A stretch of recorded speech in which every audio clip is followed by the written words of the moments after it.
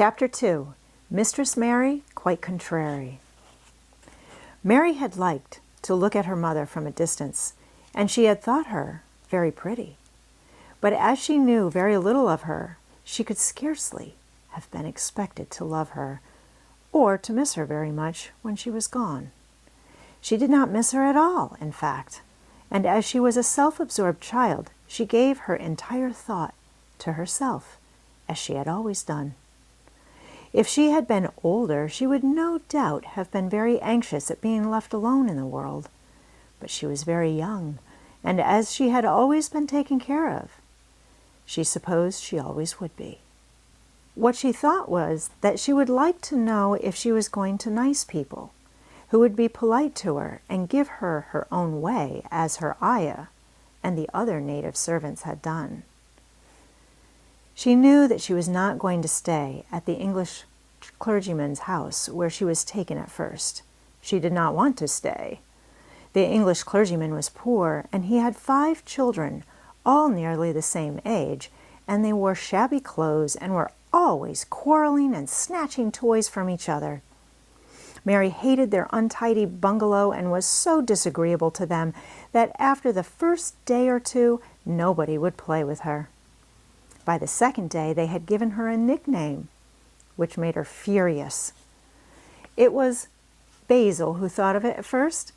Basil was a little boy with impudent blue eyes and turned-up nose, and Mary hated him.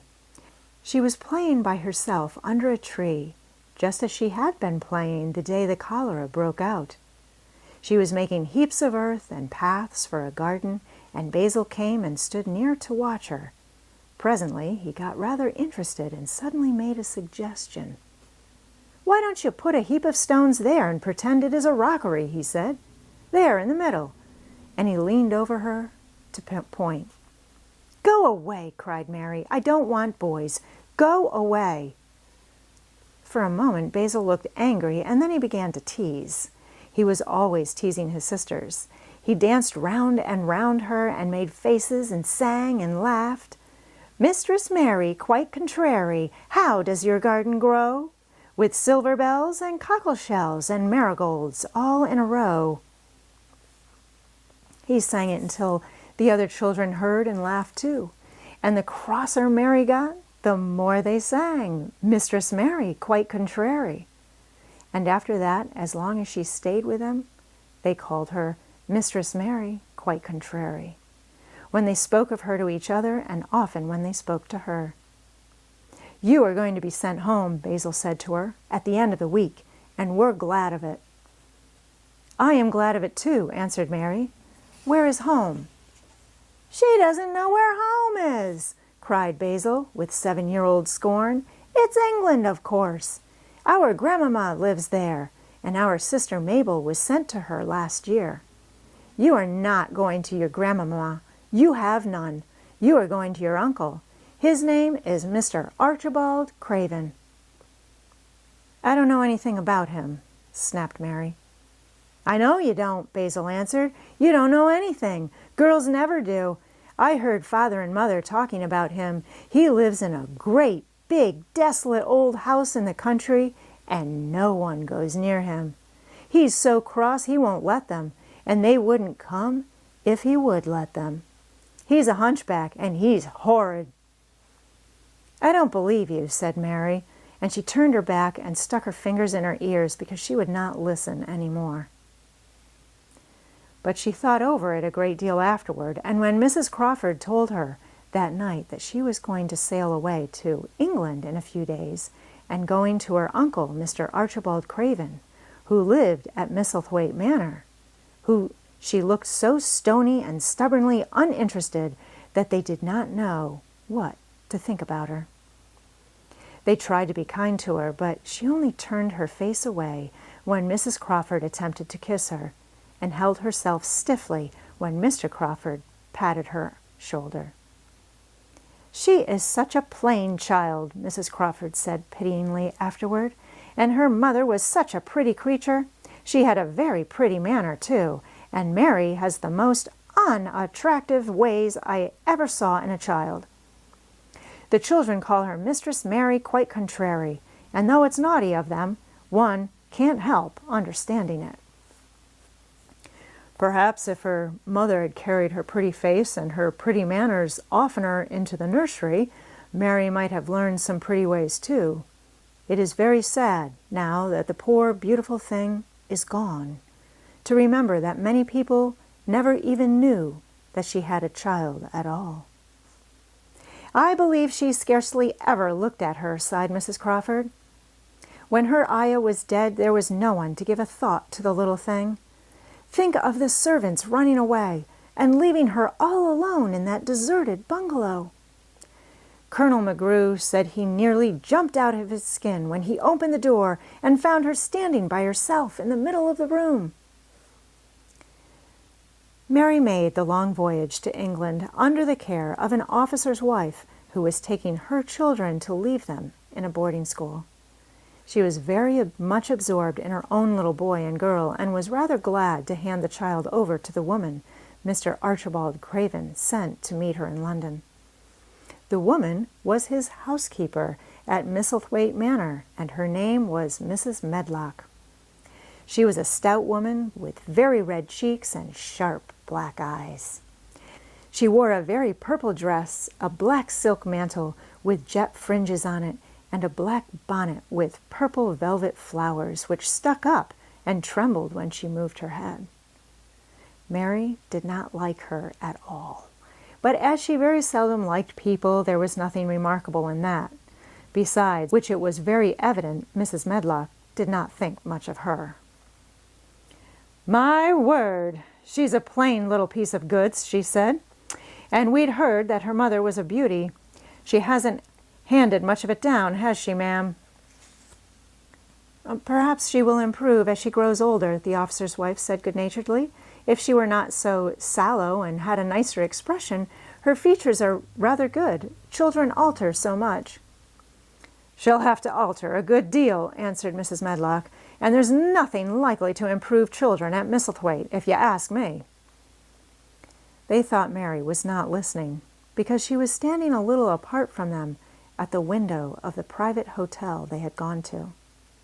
She was watching the passing buses and cabs and people, but she heard quite well and was made very curious about her uncle and the place he lived in. What sort of place was it? And what would he be like? What was a hunchback? She had never seen one. Perhaps there were none in India. Since she had been living in other people's houses and had had no ayah, she had begun to feel lonely and to think queer thoughts which were new to her. She had begun to wonder why she had never seemed to belong to anyone, even when her father and mother had been alive. Other children seemed to belong to their fathers and mothers, but she had never seemed to really be anyone's little girl. She had had servants and food and clothes, but no one had taken any notice of her. She did not know that this was because she was a disagreeable child. But then, of course, she did not know she was disagreeable. She often thought that other people were, but she did not know that she was so herself. She thought Mrs. Medlock the most disagreeable person she had ever seen, with her common, highly colored face and her common fine bonnet. When the next day they set out on their journey to Yorkshire, she walked through the station to the railway carriage with her head up and trying to keep as far away from her as she could, because she did not want to seem to belong to her. It would have made her very angry to think people imagined she was her little girl. But Mrs. Medlock was not in the least disturbed by her and her thoughts. She was the kind of woman who would stand no nonsense from young ones. At least that is what she would have said if she had been asked. She had not wanted to go to London just when her sister Maria's daughter was going to be married, but she had a comfortable, well-paid place as housekeeper at Misselthwaite Manor, and the only way in which she could keep it was to do at once what Mr. Archibald Craven told her to do. She never dared even to ask a question. "Captain Lennox and his wife died of the cholera," Mr. Craven had said in a short, cold way. "Captain Lennox was my wife's brother, and I am their daughter's guardian. The child is to be brought here. You must go to London and bring her yourself." So she packed her small trunk and made the journey. Mary sat in her corner of the railway carriage and looked plain and fretful. She had nothing to read or to look at, and she had folded her thin little black-gloved hands in her lap. Her black dress made her look yellower than ever, and her limp light hair straggled from under her black crape hat. "A more marred-looking young one I've never saw in my life," Mrs. Medlock thought. Marred is a Yorkshire word and means spoiled and pettish. She had never seen a child who sat so still without doing anything, and at last she got tired of watching her and began to talk in a brisk, hard voice. "I suppose I may as well tell you something about where you are going to," she said. "Do you know anything about your uncle?" "No," said Mary. "Never heard your father and mother talk about him?" "No," said Mary, frowning. She frowned because she remembered that her father and mother had never talked to her about anything in particular. Certainly, they had never told her things. "Hm," muttered Mrs. Medlock, staring at her queer, unresponsive little face. She did not say any more for a few moments, and then she began again. "I suppose you might as well be told something to prepare you. You are going to a queer place." Mary said nothing at all, and Mrs. Medlock looked rather discomfited by her apparent indifference. But after taking a breath, she went on. "Not but that it's a grand big place in a gloomy way, and Mr. Craven's proud of it in his way, and that's gloomy enough, too. The house is 600 years old, and it's on the edge of the moor, and there's near 100 rooms in it, though most of them's shut up and locked, and there's pictures and fine old furniture and things that's been there for ages, and there's a big park round it, and gardens and trees with branches trailing to the ground, some of them." She paused and took a deep breath. "But there's nothing else," she ended suddenly. Mary had begun to listen, in spite of herself. It all sounded so unlike India, and anything new rather attracted her, but she did not intend to look as if she were interested. That was one of her unhappy, disagreeable ways, so she sat still. "Well," said Mrs. Medlock, "what do you think of it?" "Nothing," she answered. "I know nothing about such places." That made Mrs. Medlock laugh, a short sort of laugh. "Ha!" she said, "but you are like an old woman. Don't you care?" "It doesn't matter," said Mary, "whether I care or not." "You are right enough there," said Mrs. Medlock. "It doesn't. What you're to be kept at Misselthwaite Manor for, I don't know, unless because it's the easiest way. He's not going to trouble himself about you, that's sure and certain. He never troubles himself about no one." She stopped herself as if she had just remembered something in time. "He's got a crooked back," she said. "That set him wrong. He was a sour young man and got no good of all his money and big place till he was married." Mary's eyes turned towards her, in spite of her intention not to seem to care. She had never thought of the hunchback's being married, and she was a trifle surprised. Mrs. Medlock saw this, and as she was a talkative woman, she continued with more interest. This was one way of passing some of the time, at any rate. "She was a sweet, pretty thing, and he'd have walked the world over to get her a blade of grass she wanted. Nobody thought she'd marry him, but she did, and people said she married him for his money. But she didn't. She didn't, positively. When she died—" Mary gave a little involuntary jump. "Oh, did she die?" she exclaimed, quite without meaning to. She had just remembered a French fairy story she had once read, called Ike à la Houppe. It had been about a poor hunchback and a beautiful princess, and it had made her suddenly sorry for Mr. Archibald Craven. "Yes, she died," Mrs. Medlock answered, "and it made him queerer than ever. He cares about nobody. He won't see people. Most of the time he goes away, and when he is at Misselthwaite he shuts himself up in the west wing and won't let anyone but Pitcher see him. Pitcher's an old fellow, but he took care of him when he was a child, and he knows his ways." It sounded like something in a book, and it did not make Mary feel cheerful. A house with 100 rooms, nearly all shut up and with their doors locked? A house on the edge of a moor? Whatsoever a moor was, sounded dreary. A man with a crooked back who shut himself up also? She stared out of the window with her lips pinched together, and it seemed quite natural that the rain should have begun to pour down in gray, slanting lines and splash and stream down the window panes. If the pretty wife had been alive, she might have made things cheerful by being something like her own mother and by running in and out and going to parties as she had done in frocks full of lace.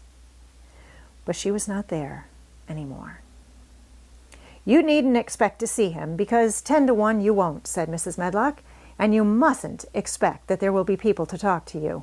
You'll have to play about and look after yourself. You'll be told what rooms you can go into and what rooms you're to keep out of. There's gardens enough, but when you're in the house, don't go wandering and poking about. Mr. Craven won't have it." "I shall not want to go poking about," said sour little Mary, and just as suddenly as she had begun to be rather sorry for Mr. Archibald Craven, she began to cease to be sorry and to think he was unpleasant enough to deserve all that had happened to him. And she turned her face towards the streaming panes of the window of the railway carriage and gazed out at the gray rainstorm, which looked as if it would go on forever and ever. She watched it so long and steadily that the grayness grew heavier and heavier before her eyes, and she fell asleep.